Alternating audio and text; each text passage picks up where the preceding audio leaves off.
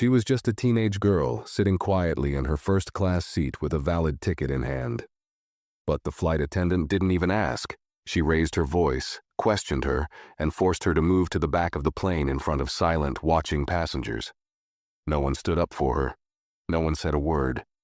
But when the girl picked up her phone and sent one short message, everything changed. Within minutes, the engines were shut off, the captain stopped the flight, and federal officers were on their way. What the airline didn't know, she wasn't just any passenger. She was the reason the entire flight would be grounded.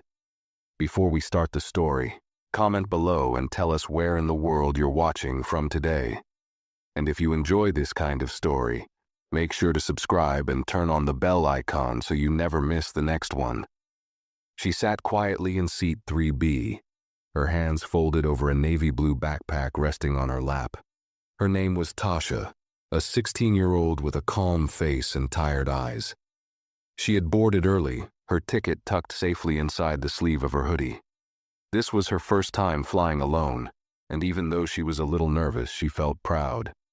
Her godmother, Evelyn, had gifted her the first-class ticket after she finished a science program with top scores. The seat was wide and soft, the cabin smelled clean, and everything felt peaceful. She didn't talk to anyone. She just looked out the window, watching the runway, her headphones resting around her neck and a book unopened in her lap. Passengers were still boarding. A man in a suit was mumbling into his phone across the aisle. A flight attendant helped someone with their suitcase a few rows down. Then another woman appeared, older, sharp-faced, stiff in posture. Her name tag read Ms. Parker, and her heels clicked loudly on the cabin floor as she moved up the aisle, glancing from seat to seat. Her steps slowed when she reached Tasha. She stopped completely.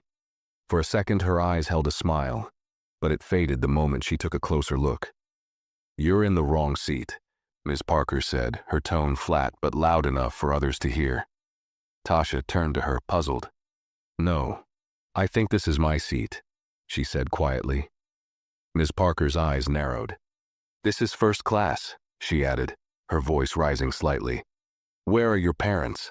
The question echoed in the cabin. A few passengers turned their heads. Tasha pulled her boarding pass from her pocket and held it out.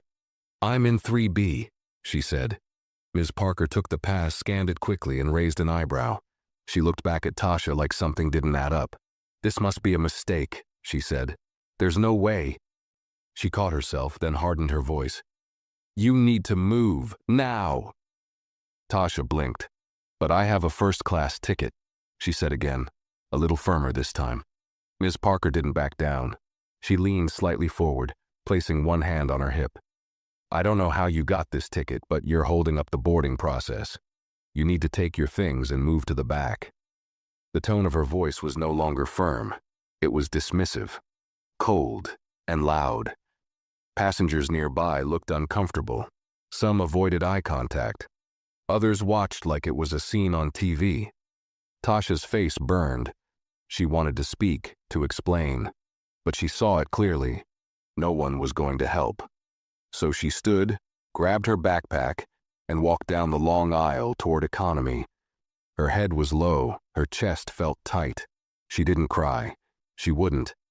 In the back of the plane, she found an empty seat by the window. She sat down, placed her bag at her feet, and stared out at the tarmac. She could still feel Ms. Parker's voice in her ears, sharp and loud, as if she'd done something wrong. She hadn't. She had followed every rule. She had earned this trip. She had been proud. But none of that mattered. She pulled out her phone and opened her messages. Her fingers moved slowly. "She made me leave my seat," she typed. "Said I didn't belong. I'm in the back now." She hit send and locked the screen. She didn't know what her godmother would say. She didn't even know if anything could be done. But as she stared out the small window, she had one thought. This flight wasn't going anywhere. Not if Evelyn had anything to do with it.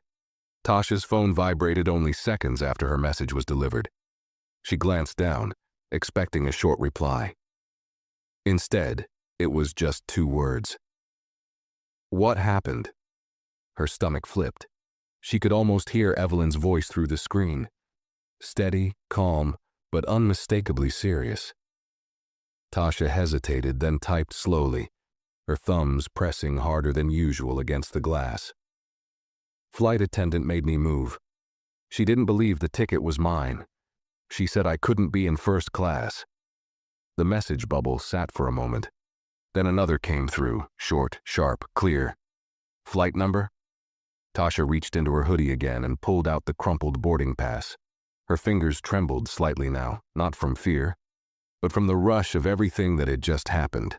She typed the flight number and hit send. The reply came within seconds. Stay where you are. Do not speak to anyone else. I'll handle it. Tasha stared at those words for a long time.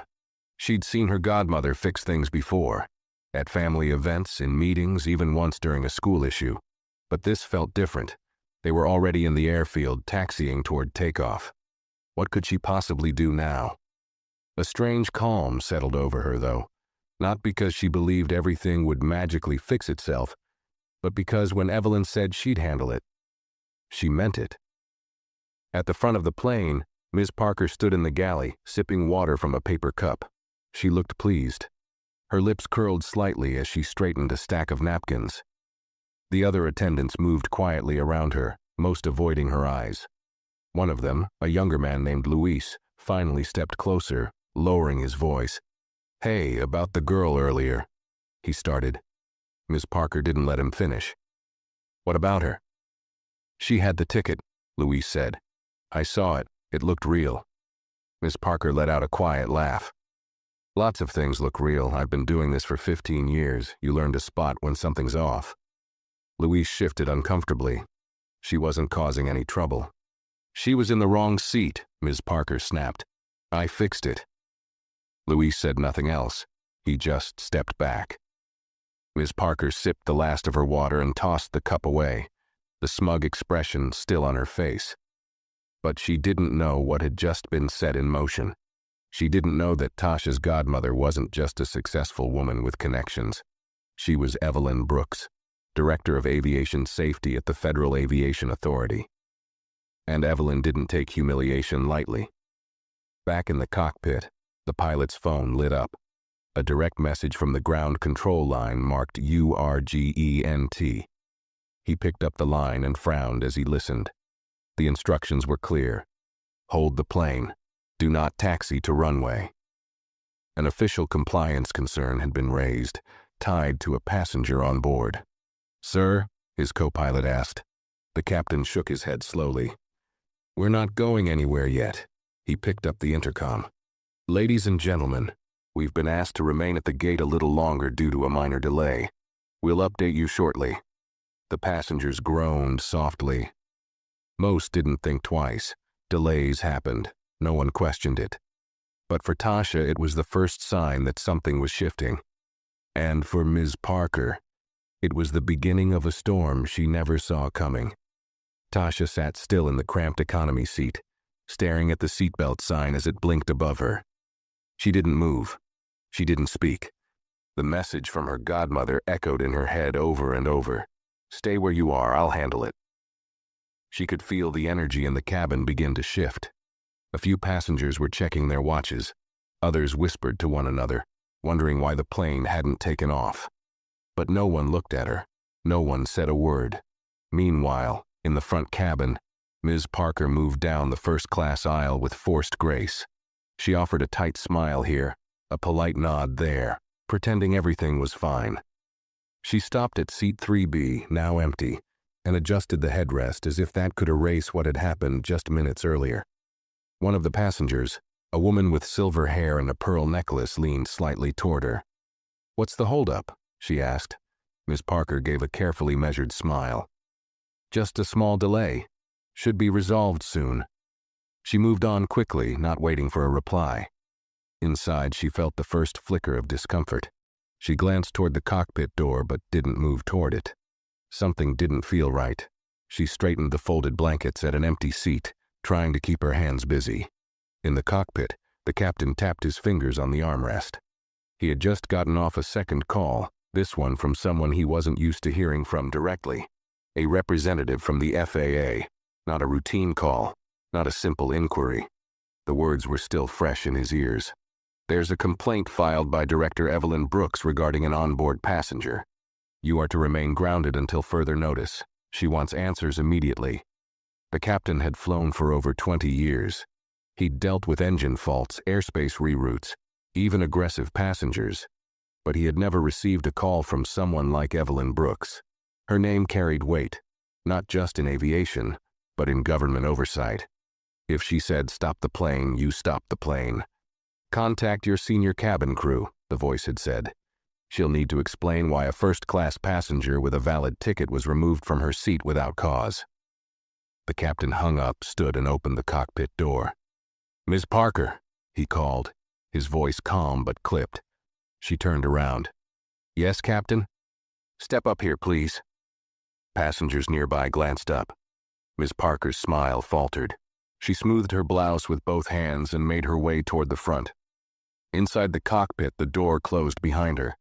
The captain didn't speak right away. He motioned to the headset, where a voice from the ground was already waiting. She placed it on her head, confusion in her eyes. "Ms. Parker," the voice began, "this is James Sandler, FAA Operations Manager, speaking on behalf of Director Evelyn Brooks." She froze. "We've been notified that a passenger, Tasha Holloway, was removed from her first-class seat under your instruction. We are currently investigating the validity of that action." Ms. Parker's voice caught for a moment. "She didn't appear to be a first-class passenger. I was following protocol." "Did you scan her ticket?" "I looked at it." "That's not what I asked." The silence that followed was sharp. The voice on the line didn't change tone. "Did you verify her boarding pass with the manifest or ground agents before removing her?" Ms. Parker's hands grew clammy. "No, but I made a judgment based on the situation." "You made a judgment based on what she looked like," the voice said flatly. The captain stood to the side, arms crossed. He didn't interrupt. Ms. Parker swallowed hard. Her throat felt dry, her chest tight. "You're to return to the passenger immediately," the voice continued. "Escort her back to first class, apologize clearly, and in front of other passengers. This flight will not move until that is done."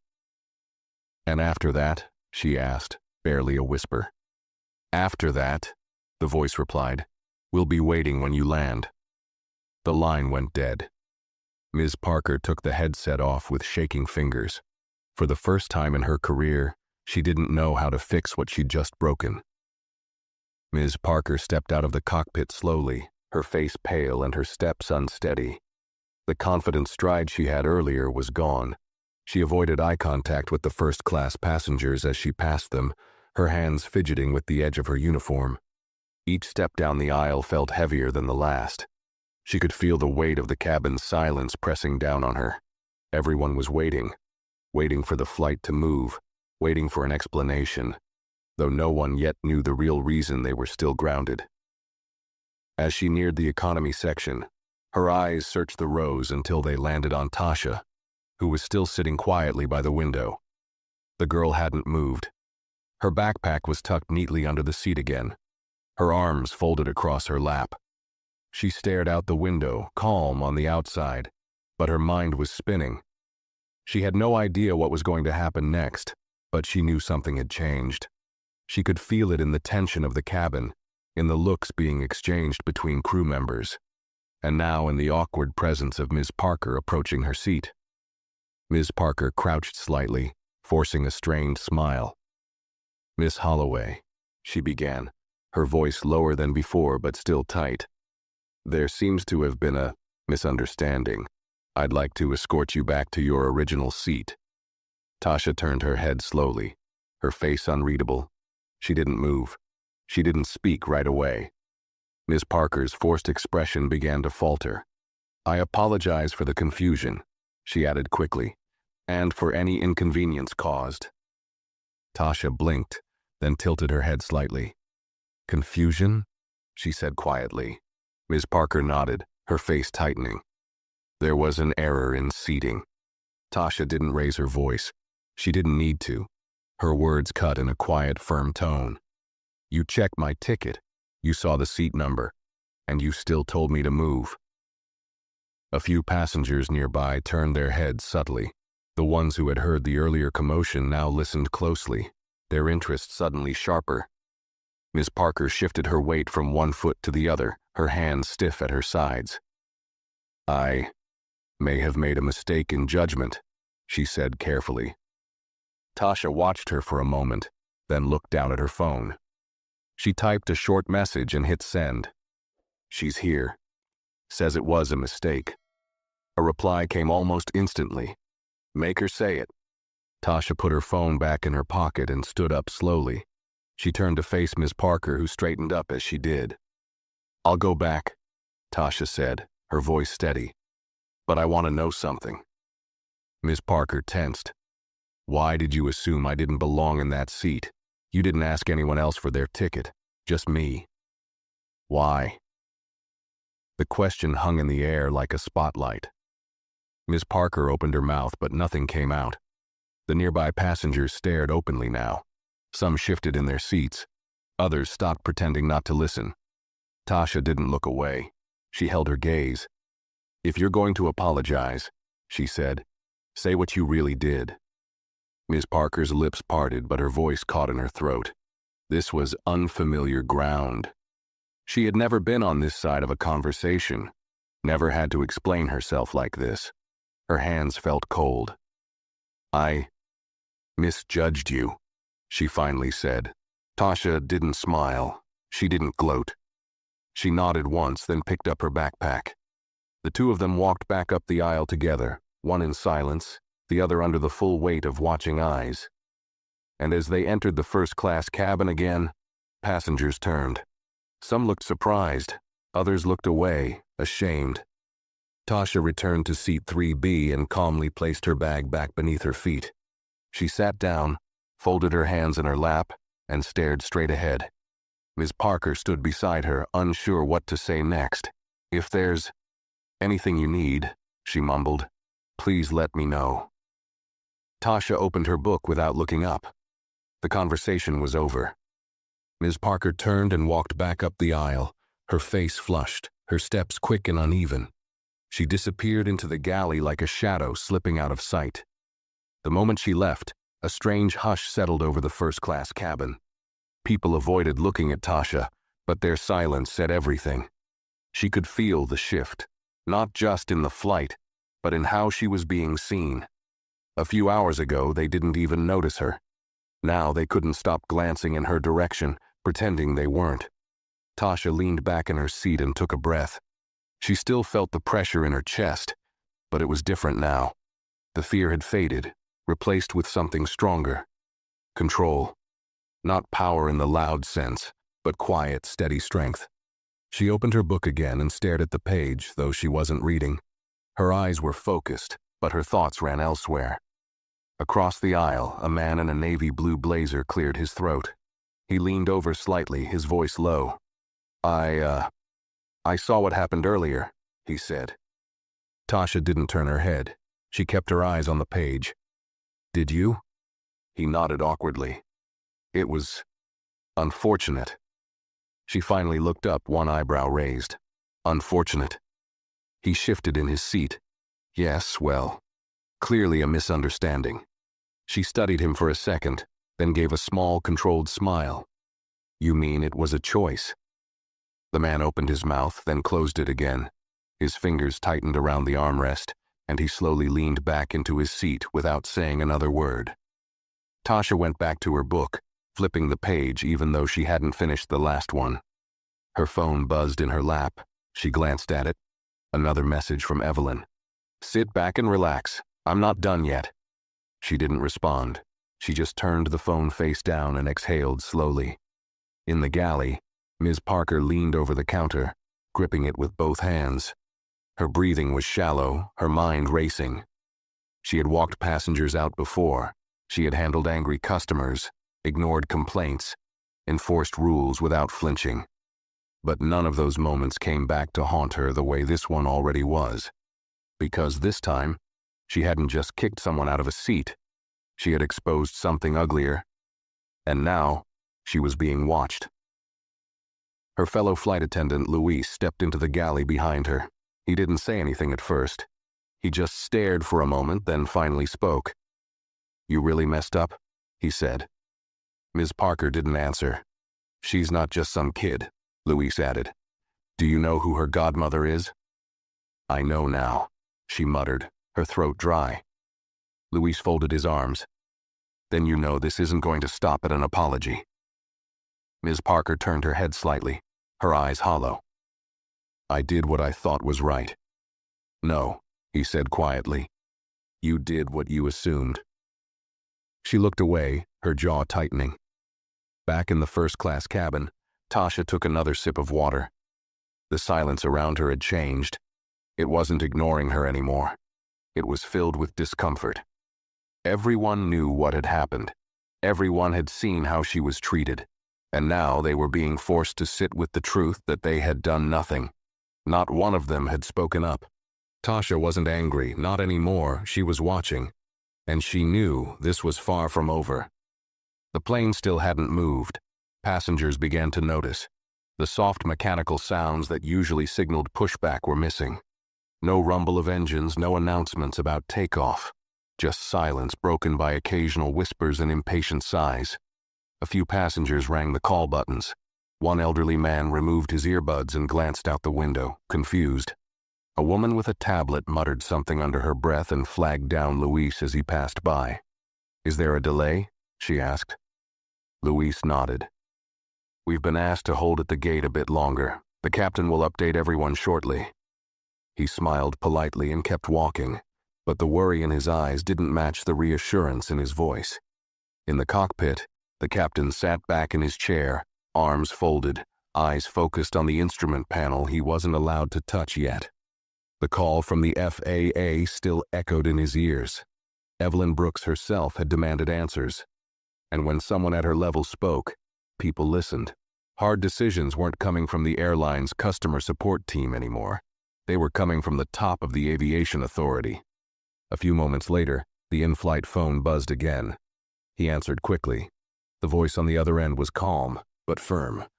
"Captain Monroe, we've received additional orders from FAA operations." "Go ahead," he replied. "The incident has been escalated. You are not cleared for departure. The passenger in question has been returned to her seat, but a compliance officer will be meeting the aircraft at landing. You are to maintain full records of crew actions and passenger reports during the flight." The captain blinked. "FAA is sending someone to meet us?" "That's correct. This isn't just an internal complaint. It's now marked as a priority incident. The crew member involved will be interviewed immediately upon landing." The line went silent. Captain Monroe placed the receiver down slowly and turned to glance at the cabin door. He had flown senators, CEOs, foreign diplomats, but he had never seen a flight held back for one girl in seat 3B. Back in the galley, Ms. Parker stood motionless. The quiet around her felt louder than anything she had ever heard midair. Her stomach turned. She had received passenger complaints before, people unhappy with food, unhappy with delays, unhappy with not getting an upgrade. But this was different. This wasn't a complaint, this was a consequence. She stepped out into the aisle again, trying to maintain her posture, but the weight in her chest was growing. Her eyes flicked toward first class. Tasha sat calmly, her legs crossed at the ankle, her hands resting on her lap. She wasn't smiling. She wasn't staring back. She was simply present. And somehow, that was worse. Ms. Parker started walking forward, then stopped midway as Luis stepped into her path. He leaned closer, speaking low so only she could hear. "They just called from the flight deck. FAA is sending someone to meet us when we land." Her eyes widened. "What?" "You heard me," Luis said. "You're going to have to explain everything to them." Ms. Parker's breath hitched. "I apologized. She's back in her seat." Luis didn't blink. "That's not what this is about anymore." Ms. Parker stepped back like she'd been pushed. Her mind raced. All the years she'd worked, the promotions she had earned, the reputation she had built as someone who kept order in the cabin. It had never crossed her mind that one choice, one moment of assumption, could put it all at risk. But now, she could feel it slipping. In her head, she replayed the moment over and over, the raised voice, the dismissive tone, the quick decision to remove Tasha without checking the manifest. At the time, it had felt like standard procedure. Now it looked like something else. Discrimination, bias, abuse of authority. Words she never imagined would be linked to her name were now circling like shadows.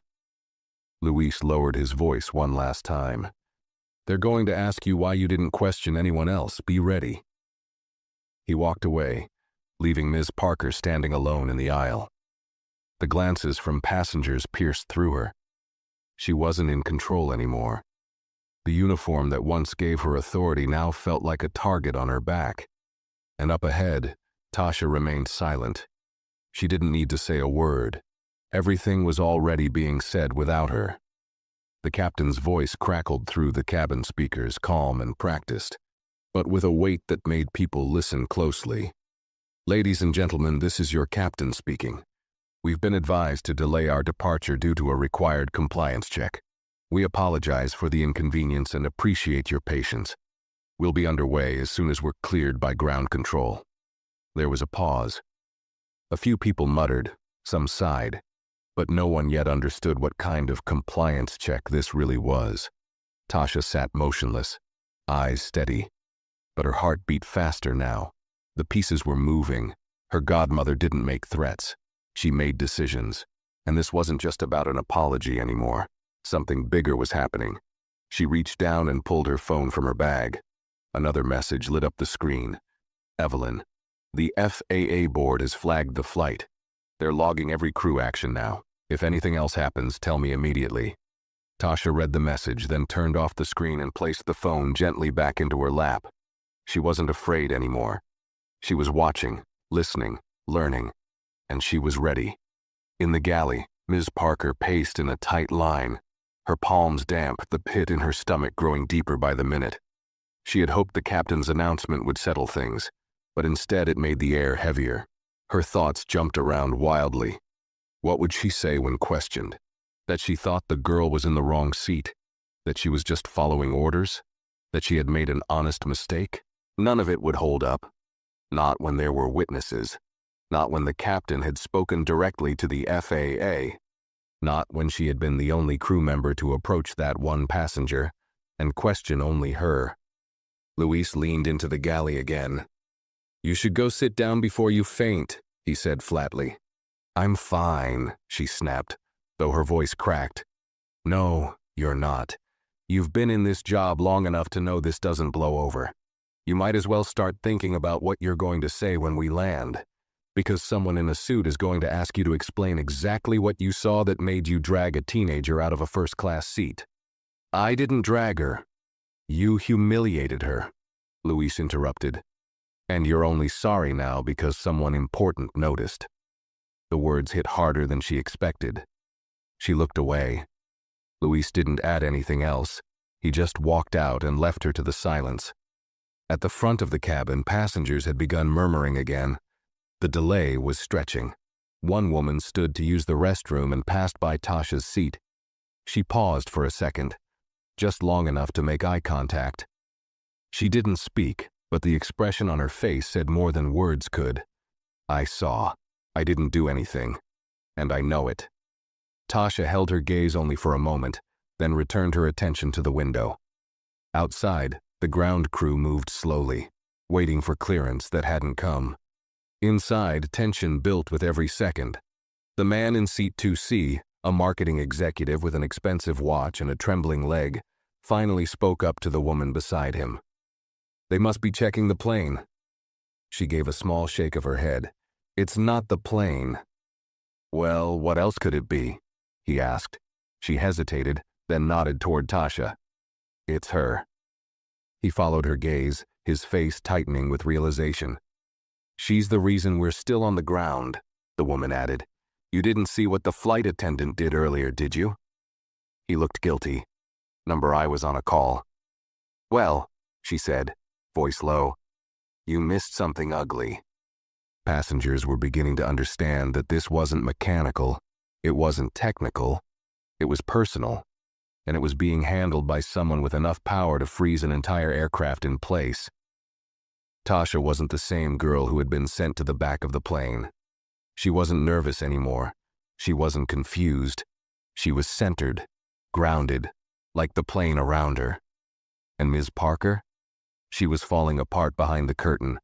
The very silence she had used to control passengers for years now surrounded her, and it had never felt louder. The tension in the cabin thickened with every passing minute. What had started as a routine flight now felt like the inside of a courtroom, silent, charged, and waiting for a verdict. Tasha didn't move. She kept her posture calm, shoulders square, legs still. She wasn't trying to look powerful.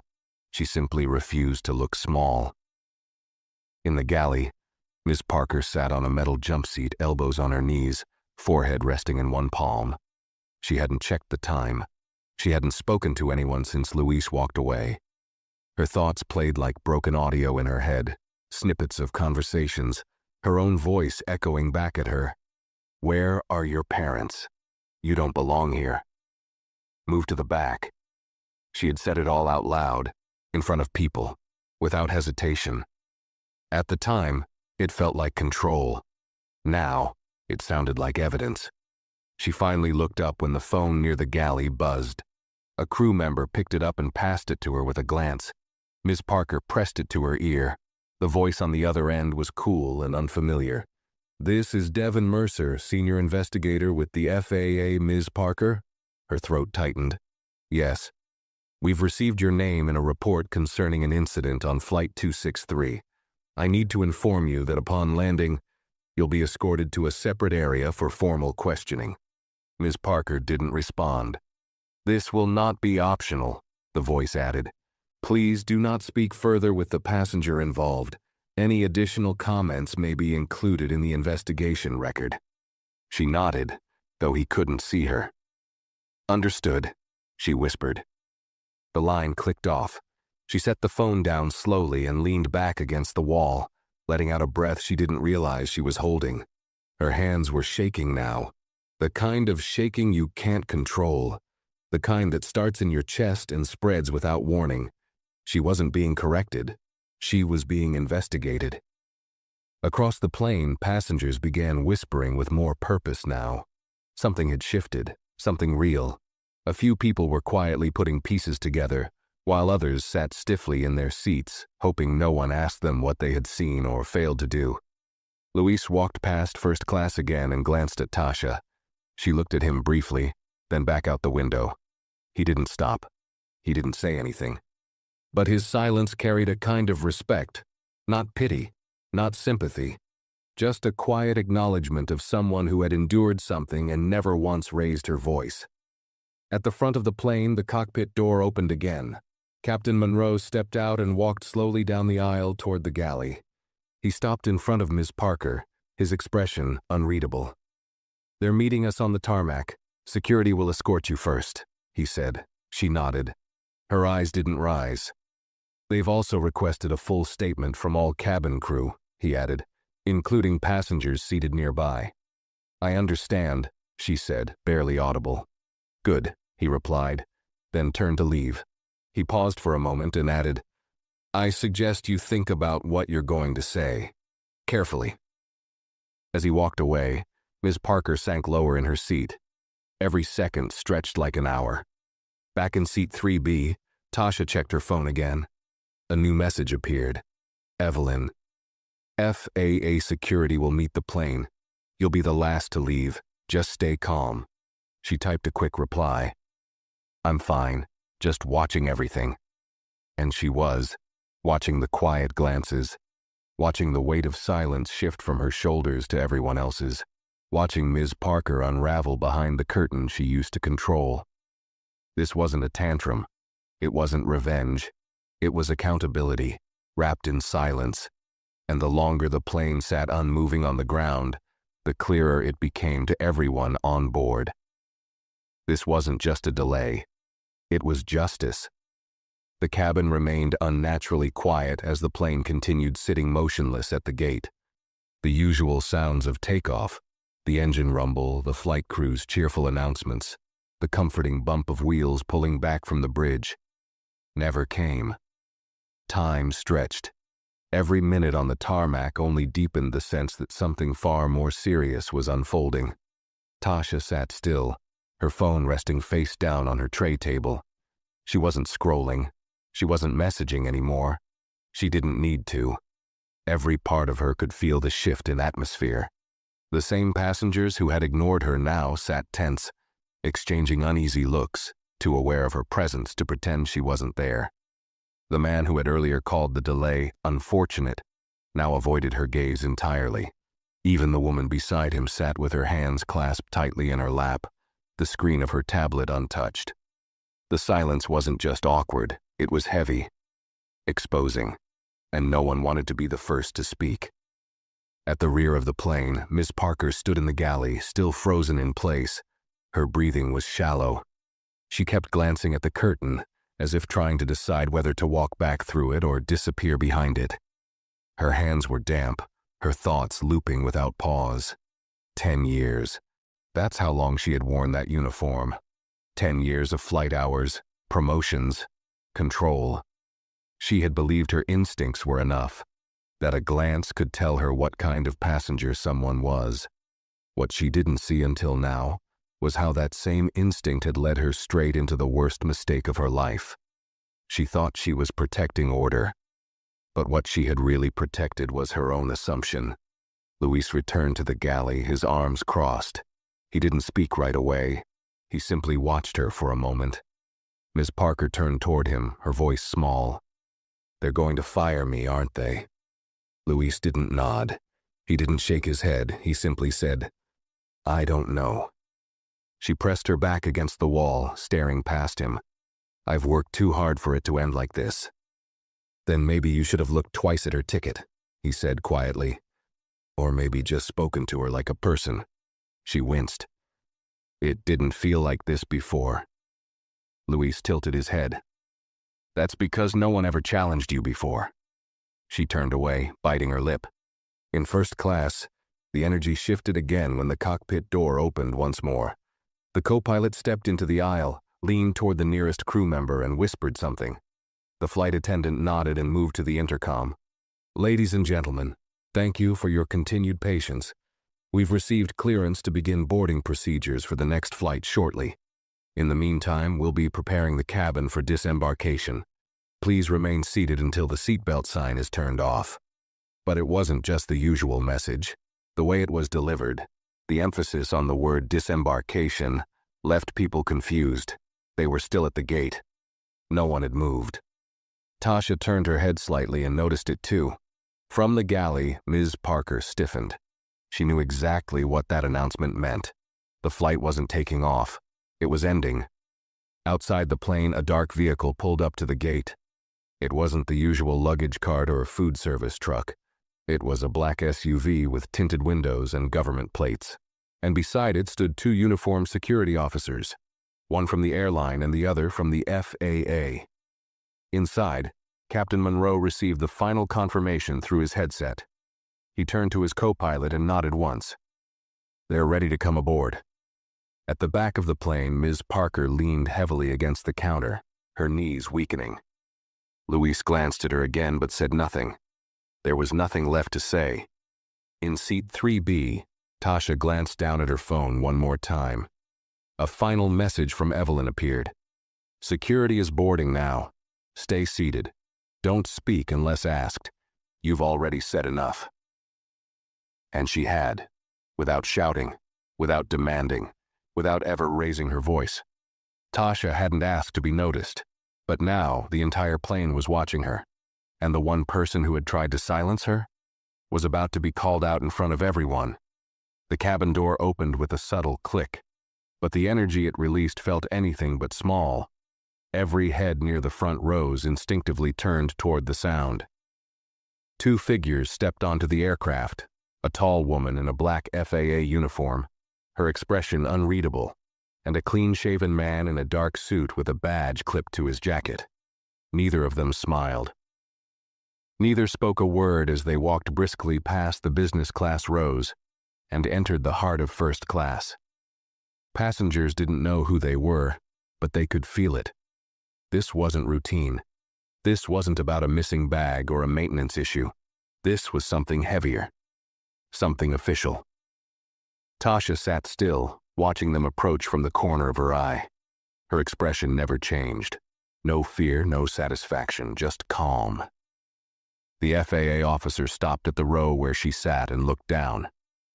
"Miss Holloway?" she asked. Tasha turned her head slowly and nodded. "My name is Officer Rhodes. I'm here on behalf of Director Brooks. We'll be escorting you off the plane shortly. You'll be the last to disembark. Is that clear?" "Yes," Tasha said, her voice steady. The man in the suit added, "We'll also be detaining a crew member for questioning. Please remain in your seat until we call for you." With that, they turned and continued toward the galley. Back rows leaned forward. The whispering began almost immediately, passengers nudging each other with wide eyes and murmuring questions. Who was she? What did she do? What did the flight crew do? The answer walked out of the galley moments later, her face drained of all color. "Ms. Parker." She moved slowly, escorted by one of the airline supervisors and a uniformed security guard. She wasn't in handcuffs, but she might as well have been. The silence that followed her was suffocating. Every eye in first class was on her. The woman who had raised her voice hours ago now couldn't meet a single gaze. Her lips were pressed together tightly. Her eyes were locked forward. As she passed Tasha, she paused, just for a second. She turned her head, eyes trembling, and met the girl's gaze for the first time since she'd sent her to the back of the plane. But Tasha didn't blink. She didn't look angry. She didn't look forgiving. She just looked back. And somehow, that was worse. Ms. Parker lowered her eyes and kept walking. The passengers didn't clap. They didn't cheer. They didn't say a word. But the shame in the silence was louder than applause. As she disappeared down the aisle, one passenger in business class leaned over to the man beside him and whispered, "She's the reason we never left the gate." Another added, "She just ruined her whole career." Back in the galley, Ms. Parker was led to the front door. She stepped off the aircraft, the bright lights of the terminal casting shadows across her face. And waiting for her, just beyond the glass wall, was a representative from the FAA's compliance division, a clipboard in one hand, and an expression that meant business. Ms. Parker had once prided herself on never being late, never losing control, never being the problem. But now she was the problem, and there would be no quiet exit. Inside the cabin, the intercom buzzed one last time. "Ladies and gentlemen, we'll begin disembarkation shortly. Please remain seated until the seatbelt sign is off. A member of our team will guide you row by row." The passengers didn't move. They all waited, some with discomfort, some with curiosity, all with full understanding now that what they had witnessed wasn't just a misunderstanding. It was a public reckoning. Luis walked down the aisle and stopped beside Tasha. "They'll call you when it's time," he said gently. She nodded. "I know." He lingered for a second, like he wanted to say something more, but in the end, he just gave a small nod of respect and walked away. Tasha leaned back in her seat, the plane now almost empty except for her and a few lingering crew members.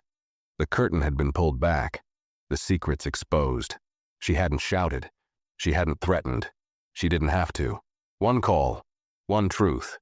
And the entire flight was grounded not because of turbulence but because a system that had ignored too many voices for too long had finally been forced to listen.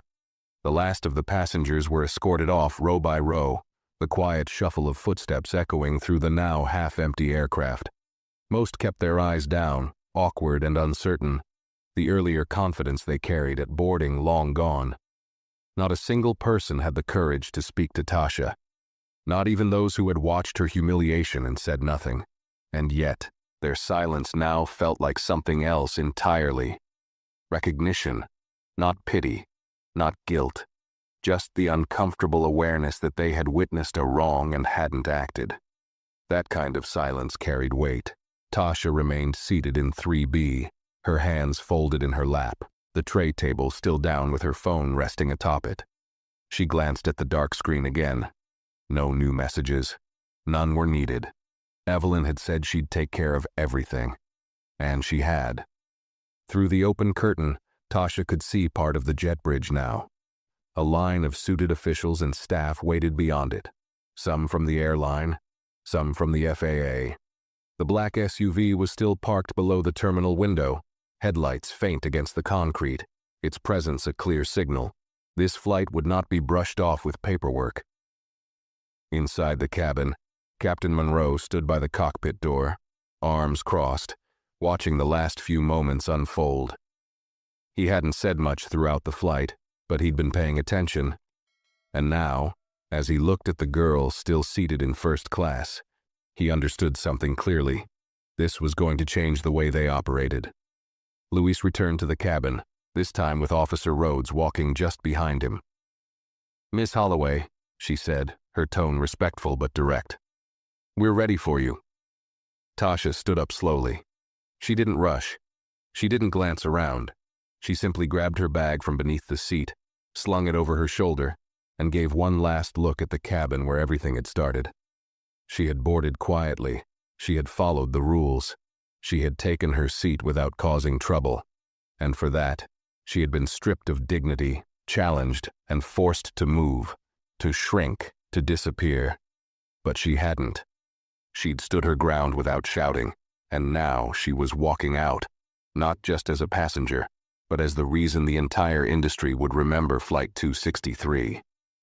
As she reached the galley, Luis stepped aside to let her pass. His voice was soft. "You handled that better than most grown adults would have." Tasha gave a small nod. "I didn't come to fight. I just came to fly." Luis didn't say anything more. He didn't have to. She stepped through the aircraft door and onto the jet bridge. The temperature shift hit her immediately, but she didn't flinch. On both sides, airline staff and compliance officers stood still, watching her walk past. No one blocked her. No one questioned her. They just moved aside, quietly letting her through as if they already knew who she was. At the end of the walkway, Evelyn stood waiting. No badge, no clipboard, no entourage, just a calm woman in a navy trench coat and black heels, her posture tall, her face unreadable. Tasha's pace didn't change. She walked right up to her and stopped. "You all right?" Evelyn asked. "I'm fine," Tasha said. "You want to talk about it?" Tasha shook her head once. "Not yet." Evelyn nodded, placing a firm hand on her shoulder. "You did exactly what you needed to do." They turned together and began walking down the terminal, away from the crowd, the officers, the whispers. Behind them, inside a small security room just off the gate, Ms. Parker sat at a metal desk under bright lights. Across from her, an FAA investigator read aloud from a file. "Flight 263. You removed a minor with a valid boarding pass from a seat she was assigned to without verifying with ground control or flight manifest. Is that correct?" Ms. Parker's voice cracked. "Yes." "And what was the reason you chose to question her specifically?" Silence. The pen in the investigator's hand hovered above the paper. "I asked you a question," he repeated, calm but firm. Ms. Parker swallowed. Her words were barely a whisper. "She didn't look like a first-class passenger." There it was, truth, stripped of excuse. The investigator's pen began moving. Inside the terminal, Evelyn and Tasha walked in sync.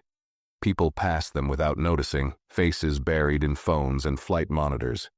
But in one corner of the airport, a team of executives was already reviewing footage, policy documents, and statements from everyone on board. This wasn't going to be forgotten, and Tasha knew it. She didn't just get her seat back. She made the entire airline take a seat at the table of accountability, not with noise, not with threats, but with truth. Later that evening, inside the headquarters of the airline's main terminal, a private meeting room glowed with soft overhead lights. The polished glass walls didn't hide the tension within. Around the large table sat members of the airline's executive board, legal advisors, operations managers, human resources leads, and the chief executive officer himself, Martin Raines. Each one of them had a thick folder in front of them. Inside, written testimonies from crew members, statements from passengers, the captain's in-flight report, and most importantly, the official FAA compliance file. The room was silent except for the quiet flipping of pages and the occasional exhale of disbelief. "This incident has already reached internal media teams," one communications advisor finally said. "And trust me, it's not going to stay internal for long." The CEO didn't answer right away. He tapped a pen against the table, his gaze locked on the printed photo clipped to the front of the report. Ms. Parker, in uniform, standing rigid near the galley. "She was one of our longest-serving crew," he said slowly. "No major incidents, no recorded complaints. And yet," the director of passenger affairs replied, "she forcibly removed a 16-year-old girl from first class, after looking directly at a valid boarding pass. No scan, no manifest check, just her assumption." The room remained still. "And that girl?" the CEO added. "She's not just a random passenger. She's the goddaughter of Evelyn Brooks, Director of Aviation Safety, one of the most respected names in FAA leadership. That's not just bad luck. That's institutional failure walking around in heels." A senior advisor cleared her throat and opened a new document. "We've reviewed the internal footage from the cabin. Audio wasn't captured, but passenger behavior confirms the story. No other first-class passenger was questioned, not one. And Ms. Holloway never raised her voice, never resisted." Another member of the board leaned forward. "We have a window here, a brief one, to correct this before it becomes national news." The CEO nodded slowly. "And Ms. Parker?" "She's been suspended without pay, pending formal disciplinary review," the legal counsel confirmed. "The FAA is expecting full cooperation. But based on the evidence, reinstatement is unlikely." There were no objections. The board began drafting an internal memorandum, outlining a series of immediate changes. Among them, mandatory bias training for all flight crews, stricter rules for seat verification, a new protocol for handling complaints involving minors, and a direct reporting channel between the airline and the FAA for discrimination-related incidents. "This story is going to reach the public," one advisor added. "When it does, we'll need more than a press release." The CEO nodded. "We won't just apologize, we'll show people we changed something." Across the city, in a quiet hotel suite overlooking the runway, Evelyn sat on the couch with her laptop open. Her coat hung on the back of a chair, her shoes kicked off near the door. On the screen, she reviewed an early draft of the policy proposal she had already begun preparing. She had seen too many reports like this, quiet stories swept away in folders, victims forgotten the moment they walked off a plane. But this time it had been someone she loved, and that changed everything. Behind her, Tasha sat curled up in an armchair, wearing an oversized hoodie and clutching a warm cup of tea. The silence between them was soft, comfortable. "You don't have to go through all that tonight," Tasha said after a while. Evelyn smiled faintly. "I'm not tired." Tasha glanced down at her cup. "You always said change is slow." "It is," Evelyn said, turning back to the screen. "But sometimes when someone's brave enough to speak up, even quietly, it speeds things up a little." Tasha didn't reply right away. Then after a pause, "I didn't feel brave." "You didn't have to," Evelyn replied. "You just had to tell the truth. And you did." Tasha leaned her head back against the chair and looked out the window. Down below, lights twinkled on the tarmac. Another plane took off, its nose lifting steadily into the night sky. Somewhere inside it, someone else was flying quietly, unaware of how close they were to being dismissed, to being judged, to being treated like they didn't belong. And maybe, because of what happened today, they wouldn't be. Tasha sipped her tea and closed her eyes, letting the warmth settle in her chest. She didn't need an apology anymore. She didn't need headlines. What mattered was already happening. Changes were being written. Eyes had been opened. The flight hadn't taken off. But something else had. And this time, it wasn't grounded by power. It was lifted by truth. The next morning, the story broke. It started quietly. Just a short article on an aviation blog posted at dawn. The headline was simple: FAA grounds flight over passenger complaint. Airline confirms internal review.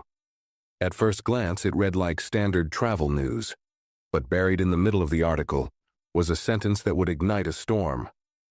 Sources confirmed the passenger involved was a black teenage girl wrongfully removed from her assigned first-class seat by a senior flight attendant. FAA officials cite serious concerns regarding discriminatory behavior. Within hours, it spread. Larger media outlets picked it up. Industry reporters started reaching out for confirmation. One regional news station aired a segment before lunch. By noon, the airline's public relations team had issued a carefully written statement.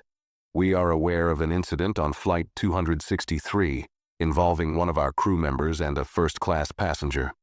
We are conducting a full investigation in coordination with the Federal Aviation Authority. Discrimination of any kind is against our values. The crew member has been placed on immediate suspension. We are reviewing our training and internal procedures to ensure this never happens again. But it wasn't enough.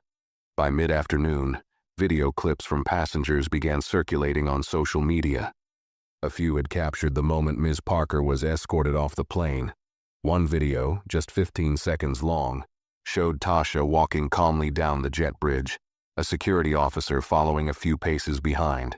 No sound, just silence and a row of stunned faces watching her leave. The clip exploded. Thousands of comments poured in. Some were outraged, others heartbroken, but most of all, people were tired. Tired of hearing the same kind of story. Different names, different faces, but the same pattern. A young black person questioned, humiliated, told they didn't belong. This time, the story didn't end with a public apology. This time, someone had stopped the entire plane. And the world noticed. At the same time, inside a conference room in the FAA's regional office, Ms. Parker sat across from two compliance officers and an airline lawyer. Her uniform was gone. She wore a plain blouse, hair pulled back, eyes hollow. A recorder sat in the middle of the table, capturing every word. For the record, one officer said, can you confirm that you approached the passenger seated in 3B without request from the manifest ground agents or another crew member? Ms. Parker nodded faintly. Yes. Why? I thought she didn't belong there, she said. I thought there had been a mistake. Did you verify that? No. The officer leaned forward. What about her made you think she didn't belong? Ms. Parker didn't answer. The silence stretched. Every second felt like a judgment all its own. You understand, the officer added gently. That's the core of this investigation. That moment. That choice. Ms. Parker swallowed hard, staring down at her hands. I've worked here for 10 years, she whispered. I've seen people sneak into first class before. I thought I was protecting order. You weren't, the officer said. You were protecting assumption. The lawyer beside her said nothing, and she knew. There was no fixing this with a memo. No cleaning it up with, I didn't mean to. That girl hadn't yelled. She hadn't broken a rule. She hadn't tried to sneak anything. All she did was sit in the seat her godmother had paid for, and that had been enough to trigger doubt. Now, it had triggered a national response. At that very moment, across the country, airline staff were being pulled into emergency training briefings. Flight crews sat in rows watching new compliance videos on discrimination and bias. Pilots were handed revised manuals. Internal newsletters carried a stern directive from the CEO himself. We must become better. Not later. Now. Back in the hotel suite, Tasha scrolled through her phone, reading the headlines, the tweets, the messages. Some people were angry. Some thanked her. Some told her she was brave.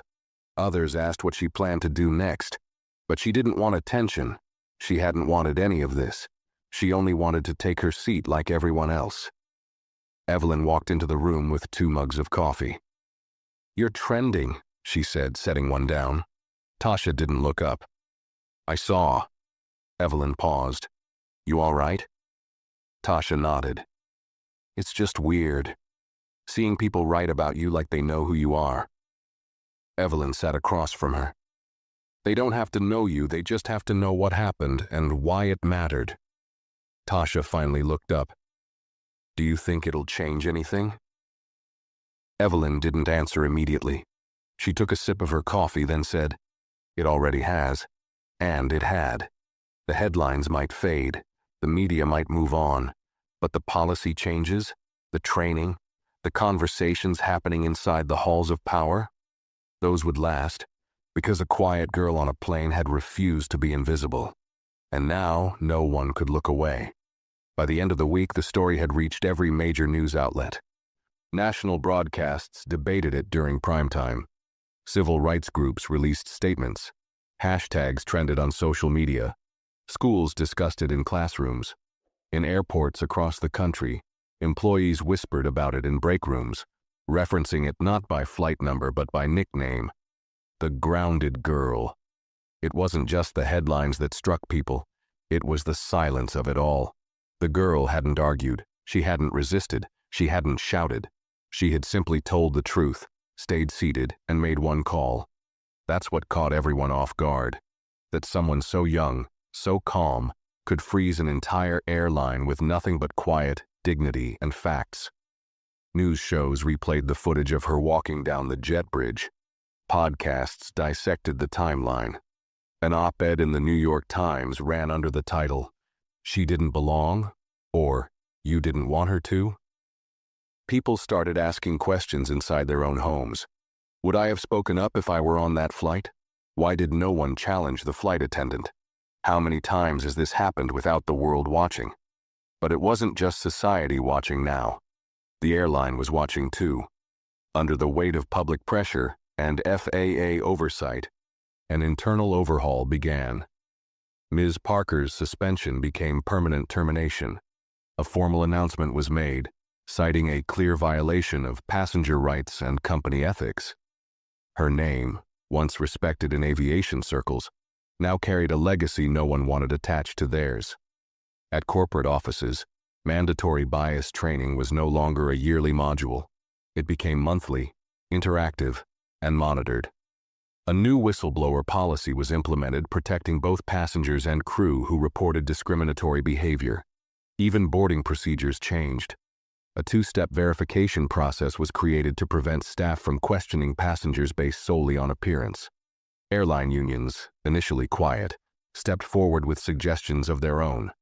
A quiet revolution had begun, not just to save face but to rebuild trust.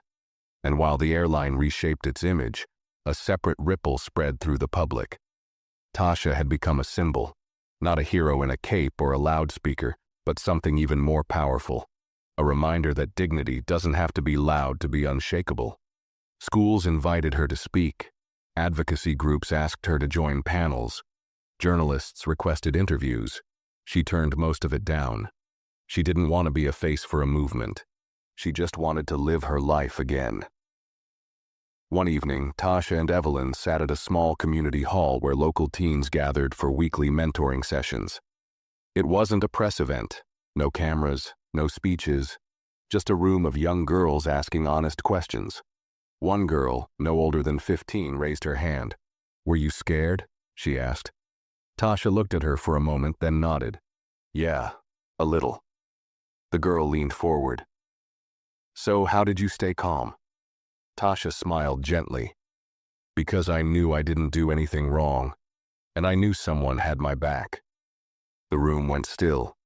Evelyn, sitting just behind her, gave a faint nod of pride. That was the part people often missed. The power of being believed. The strength that rises not just from within, but from knowing someone on the outside won't let you be silenced. After the session, as the girls laughed and took photos with her, one of the organizers pulled Evelyn aside. "She doesn't realize it yet," the woman said quietly, "but she's already done more for them than we've done in years." Evelyn glanced over at Tasha, surrounded by smiling faces. "She doesn't want to be a symbol," she said. "She just wants things to be fair." "Well," the woman replied, "that's exactly why she's the right one." Later that night, in the quiet of their apartment, Evelyn placed a small envelope on Tasha's nightstand. Inside was a handwritten letter from the FAA, an official commendation recognizing her for the dignity, poise, and integrity she demonstrated under pressure. At the bottom was a handwritten note from Evelyn herself. You didn't raise your voice, but you were heard louder than most ever are. I'm proud of you. Because you didn't just get your seat back, you reminded the world why you belonged in it to begin with. Tasha sat on her bed, reading those lines again and again. And as she leaned back against the pillow, eyes heavy with quiet thought, she realized the flight may have never taken off. But her voice, it carried. Weeks passed. The media cycle moved on, chasing newer headlines. Airports returned to their usual rhythm, hustling passengers, rolling luggage, quick announcements. On the surface, nothing seemed different. Flights boarded, seats filled, planes took off. But underneath, something had shifted. Inside the airline's headquarters, a new training video was added to the onboarding process. It wasn't dramatic. It wasn't promotional. It was just a clear, calm reenactment based on Flight 263. At the end, a slide appeared on the screen. A valid ticket does not ask for approval. Respect isn't based on appearance. Bias has no seat on board. It was required viewing, and it wasn't optional anymore to pretend that kind of thing didn't happen. Because it had. And it had left a mark they couldn't erase.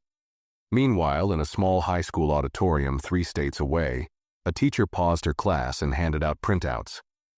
Today, she said, we're going to discuss real-world consequences of assumptions and how one teenager made a global airline stop and listen. The printout read, Case Study, Flight 263, How One Girl Grounded a System That Refused to See Her Back at Home. Tasha began easing back into her life. No cameras, no interviews. The sudden fame had died down, and she was grateful for it. She still rode the bus like she always had, still walked with earbuds in, hoodie over her head, unnoticed and ordinary. But there were changes, subtle, quiet ones. Once on a routine flight to visit her aunt, a flight attendant approached her with a calm smile. "Hi there," the woman said gently. "I just wanted to say, we read your story in training." Tasha looked up surprised. The woman smiled again, more sincerely this time. "I just want you to know, it made a difference. For me. For a lot of us." Tasha nodded softly, unsure of what to say. She simply said, "Thank you." And the woman moved on, leaving behind a silence that felt warm instead of cold. And on that flight, no one questioned her seat. No one asked for her ticket twice. No one assumed she didn't belong. It was peaceful. Weeks later, Evelyn stood on a stage at an FAA leadership conference. The hall was filled with hundreds of policymakers, airline executives, safety directors, and crew leads. She wore a navy suit, her hair pulled back, her voice even and direct. She didn't name her goddaughter, she didn't share details. She just told the truth. She spoke about the cost of silent assumptions, about how the smallest power, left unchecked, could unravel someone's dignity in seconds. She reminded the room that the people most vulnerable to injustice weren't always the loudest, but they were always watching. And then she said this: "We talk a lot about turbulence in aviation. We train for storms. We prepare for system failures. But the most dangerous turbulence isn't in the sky. It's in our judgment. It's in the split-second decisions made without evidence. That's the kind that brings a system down." The room stayed silent when she stepped away. Not out of politeness, but because no one wanted to be the first to speak. After the speech, a young flight supervisor approached her quietly. "Director Brooks," he said, "that girl from Flight 263, did she ever realize how big this became?" Evelyn looked at him with a smile that held both sadness and pride. "She didn't have to," she replied, "because she never did it for attention. She just wanted to sit in her seat in peace, and that, wanting to be treated fairly, is what made it powerful." That evening, Tasha sat on the porch with Evelyn, legs curled under her, sipping warm cider as the sun went down. The world was quieter now. Safer, maybe. Not perfect, but changed in the ways that mattered. "I keep thinking about what that flight attendant said," Tasha murmured. Evelyn turned to her. "Which part?" "That I didn't look like I belonged." Evelyn waited. "And now?" Tasha said. "Every time I walk into a room or step onto a plane or sit at a table, I don't wonder if I belong there anymore. I just sit." Evelyn smiled, eyes soft. "That's because you've always belonged." Tasha nodded, looking out at the fading light. She didn't need a stage. She didn't need revenge. What she had now was far greater. A seat she no longer had to fight for, and a world that would think twice. Because once, a quiet girl made an entire system stop midair. Not with a scream, not with a protest, but with one phone call. And the truth. The sky had always been open to her. Now, finally, so was the respect. And it would stay open. Not just for her, but for every passenger who would board a plane after her, with nothing more in their hands than a ticket and the right to be treated like they belonged. If this story moved you, don't forget to like the video, share your thoughts in the comments, and subscribe to the channel for more powerful stories.